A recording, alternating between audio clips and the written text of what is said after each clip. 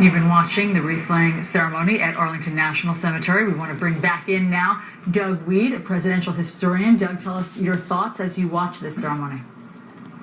Well, Allison, I think of the Kennedy family and I think of their faith. Rose Kennedy, very devout, president's mother. I think this current generation does not fully understand how deep the seam of anti-Catholic bigotry that existed in America for a long time. As late as the 1930s, there were 10 members elected to the U.S. House of Representatives from the Know Nothing Party, which was essentially part of its program, was anti-Catholic. So here are congressmen being elected. So along comes President John F. Kennedy, and a part of his legacy is he broke this barrier.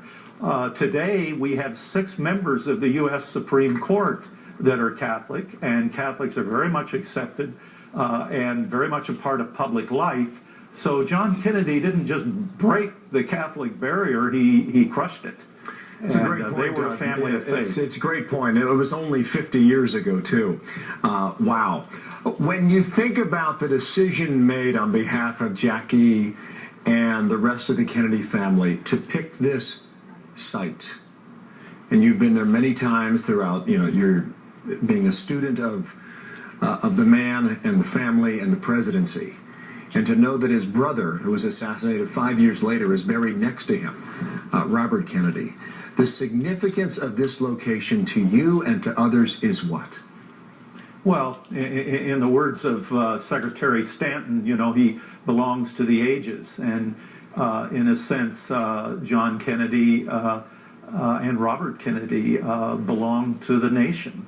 I think the Kennedys were very generous in acknowledging that, recognizing that. There was some controversy at the time about it, but you compare that to the Lincolns who took the body out of the Capitol back to Springfield. The family gathered around. This is our dad. This is my husband. The Kennedys recognized that John Kennedy belonged to the nation. So I think it was very generous on their part. We're watching President Obama greet the Kennedy family. We can see Kerry Kennedy there in the front taking some pictures. Ethel Kennedy, he walked in with there. Now she is in the front of the screen, obviously RFK's widow.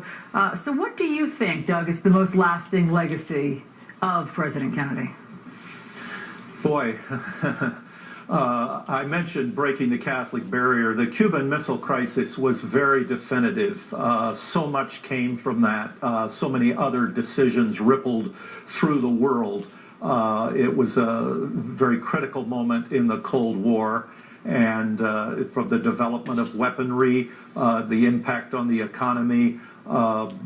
There was the period of the CIA gone wild. I don't know how else to describe it. The president was seen as having crossed the CIA in the Cuban Missile Crisis, in the Bay of Pigs invasion, and now he just couldn't say no to them.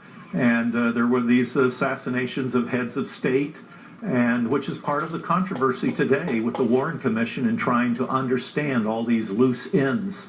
So it's a mixed legacy, but it is an extremely significant, even legendary presidency. I noticed your correspondent at the White House called it iconic, and that's the best way to describe it. Thank you, Doug. Terrific thoughts there. Doug Wead, presidential historian. Thank you, Doug. Thank you, Bill. From Thanks, Arlington, Allison.